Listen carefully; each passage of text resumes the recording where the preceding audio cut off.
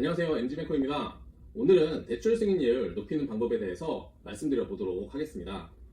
이 주제를 선택한 이유는 많은 분들이 이 방법을 몰라서 대출을 받을 때 손해를 보시기 때문인데요. 이런 경우를 너무 많이 보다 보니까 여러분들께 이 정보를 알려드리고 대출 받으실 때 도움이 되셨으면 좋겠습니다.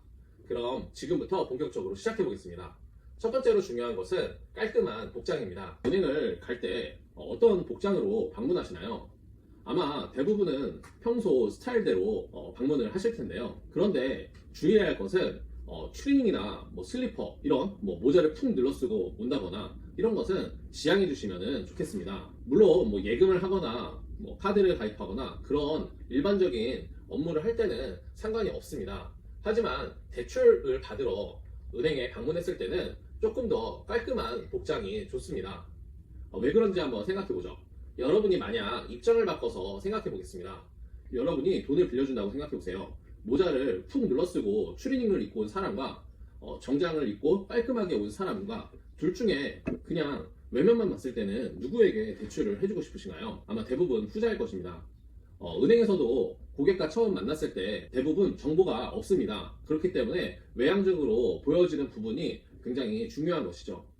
그래서 대출 상담을 받으러 갈 때는 꼭 정장까지는 아니더라도 깔끔한 세미 캐주얼 복장 정도는 갖춰서 방문해 주시는 게 좋습니다. 두 번째로 중요한 것은 정리된 서류입니다. 가끔 대뜸 은행에 와서 마이너스 통장 좀 뚫어주세요, 신용대출 해주세요, 담보대출 해주세요 라고 말씀하시는 경우가 있는데요.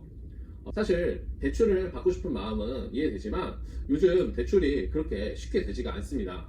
특히 소득이 변변치 않은 주부나 프리랜서 같은 분들은 더더욱 대출을 받기가 쉽지 않은데요. 이런 분들이 대출을 받으려면 담보를 설정하고 부동산 담보 목록이라든지 기타 서류가 미리 필요합니다. 은행에 방문하기 전에 필요한 서류를 미리 검토하고 준비하면 대출이 훨씬 수월합니다.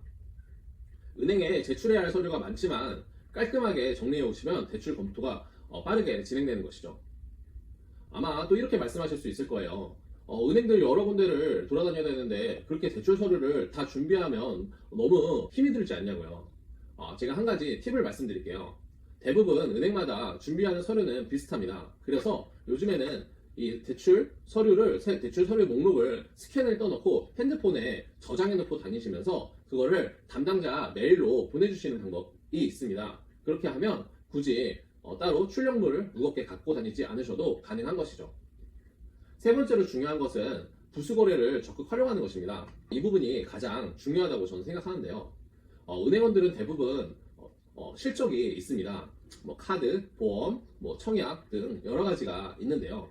예금이나 대출 같은 것은 실적에 포함되긴 하지만 사실 총 실적에는 크게 영향을 미치지가 않습니다. 그래서 은행원들은 대부분 대출에 대한 우대금리를 주면서 부수거래를 유치하려고 하는데요. 여러분이 은행원이라고 생각해 보겠습니다. 손님이 먼저 카드나 보험을 가입하고 먼저 주거래은행도 바꾸겠다고 말하는 것과 그냥 대출만 해달라고 하는 사람 중에 여러분이라면 누구에게 더 대출을 잘해주고 싶으실까요?